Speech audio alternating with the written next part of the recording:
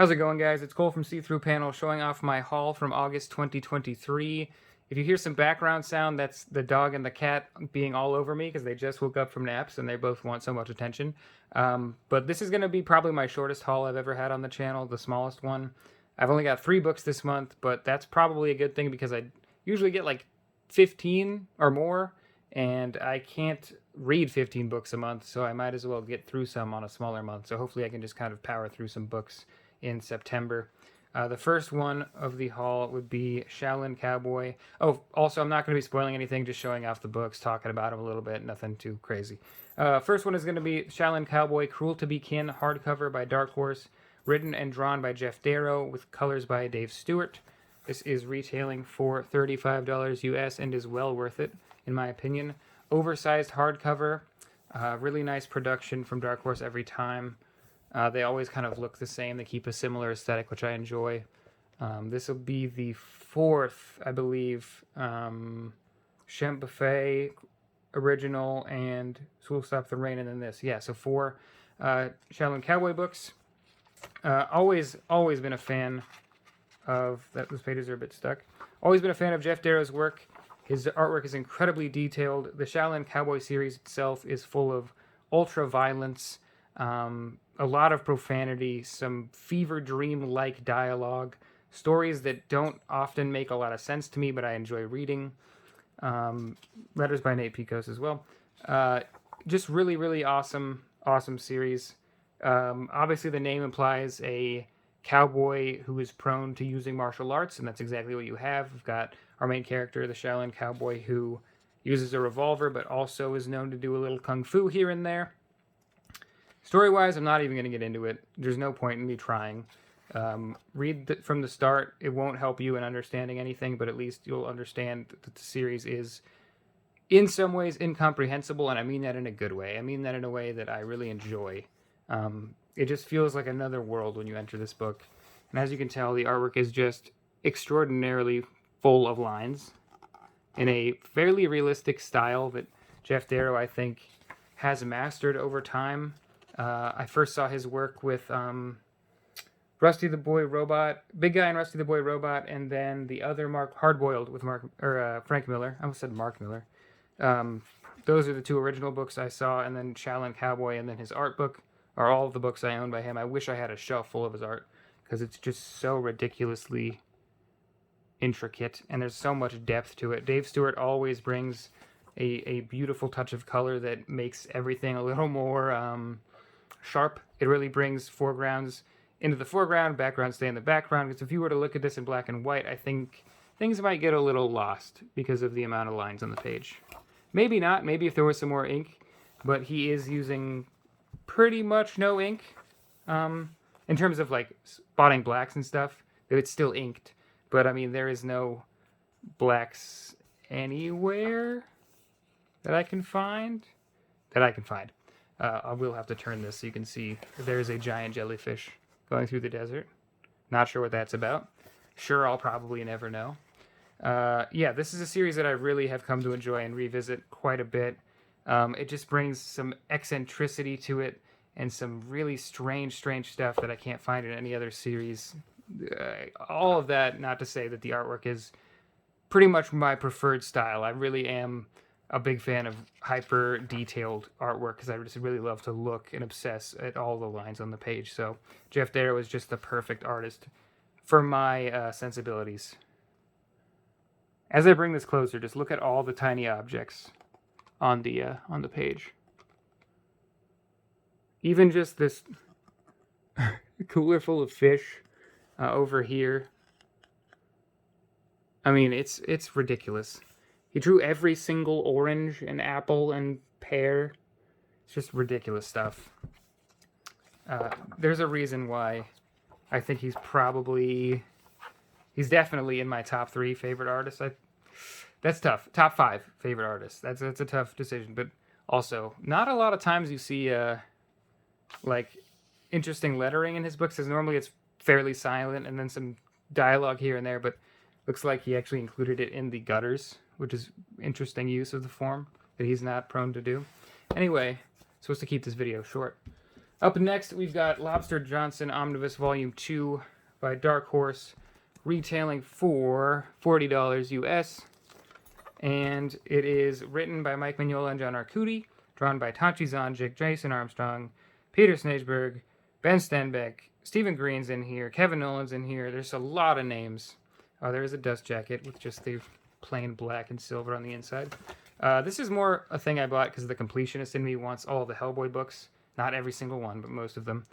And I haven't actually read a lot of Lobster Johnson. I read the first volume, the first like 5-ish issues probably, like 5 years ago. So I haven't touched it since then. Besides seeing his appearances in the Hellboy or BPRD proper, I've got no experience with Lobster Johnson. I would like to rectify that someday. I probably will here soon because now I have most of the Lobster Johnson stories. And I really like his aesthetic, the pulp hero vibe, which the Hellboy universe already has a lot of, but he kind of amplifies it to the next level and just, it's just full of that like old school pulp hero kind of deal. And I really enjoy that vibe. Don't have a lot to say about it.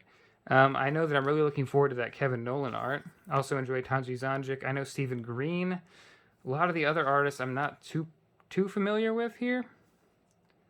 Although that is an interesting style for... Wow, that is an interesting style. Who's doing this? This is Tony Fizula, I think. This is a style I've never seen for a Hellboy book. Really interesting, like watercolor kind of aesthetic. Yeah, I've never seen anything like this in the BPRD before. Looks like pretty short stories too, which is really nice because I think the Hellboy universe lends itself well to short stories, one-shots, or short arcs. Stephen Green here.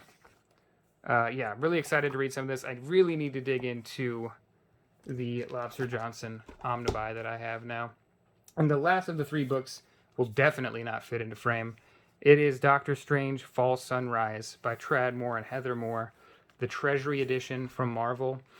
This retails for $30 US. It is a paperback, but it's kind of got the thicker cover cardstock and a little better production value than a trade paperback. I mean, it's mostly just oversized. You're not paying for anything terribly sturdy or long-lasting, but the size of it is what matters, I think, considering Tradd Moore's art. Jensine Ekwall also does an awesome scene in here that I hope I can flip to and show you. Clayton Cowles with Tradd Moore on letters.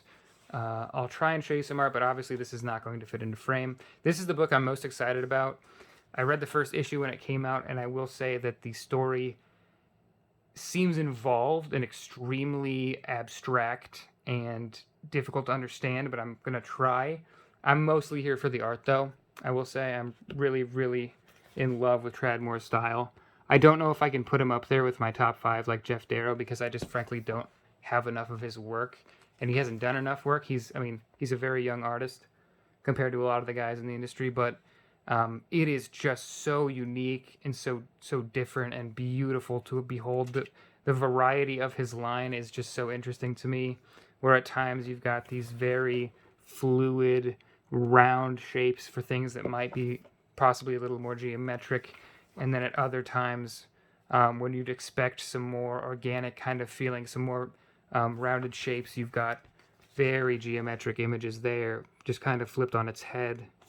And the color is nothing to scoff at either. Heather Moore colors, I'm assuming it's either, I think it's probably your husband. I think they're husband and wife. I'm not sure though, could be wrong. Don't quote me on that.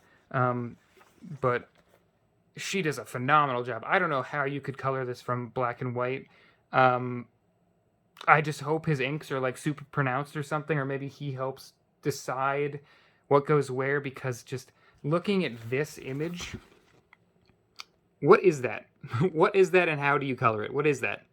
I don't know what that is. Even on the zoomed out panel, it's like a pond of human organs and a scorpion tail. Yeah, I don't know what that is, and I don't know how you decided to color it the way you did, but it looks gorgeous. No clue on that. There's got to be some sort of input by Tradd Moore there. Also, this, I have to turn it sideways, which sucks, but when I talk about the geometric shapes, like here, This is kind of like a cloud-like creature, at least it looks to me. I don't know in the context of the story, but it looks like a creature in a cloud, kind of.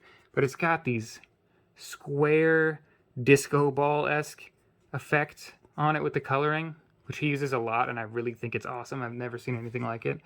But yeah, but next to it, these wavy, rounded lines. And yeah, I just think the variety of his line is so interesting, and can be very spare at times, but also can just go overkill in a good way with how many lines are on the page. Like this has many shapes in it, but the amount of lines are actually, it's very few. Just an outline of the head, an outline of the hands, so even the fingers aren't separated by a line here, they're kind of fused together. Yeah, just so interesting to look at. I'd like to do a video on his work to get some input from you guys to see what you think about it. And then this looks like Edouard Kerr to me. The like vertical dragging down lines to show disgust or nausea or something like that. It looks like Edouard Kerr from the Heracles series. I thought that immediately when I saw it, and it's just so... This is the same man as this panel here in a completely different style. Yeah, super, super interesting to look at Tradmore's work. It just could get lost in it all day, and I've been waiting for this Treasury edition for months, probably over a year at this point. But this is a short haul video, which is probably a good thing.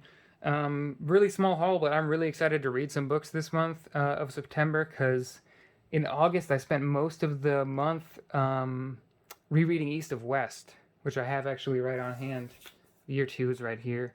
I think I have like 8 issues left. I've been going kind of slow, rereading a lot of stuff, because I really want to enjoy the whole experience and know all the background and stuff. I don't need to get into that now, but I'm going to do a video on East of West. Series is amazing.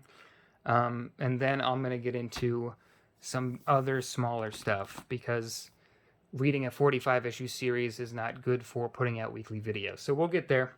And also I need a break. I need some small contained stuff, because a 45-issue epic that feels like a 90-issue epic has been...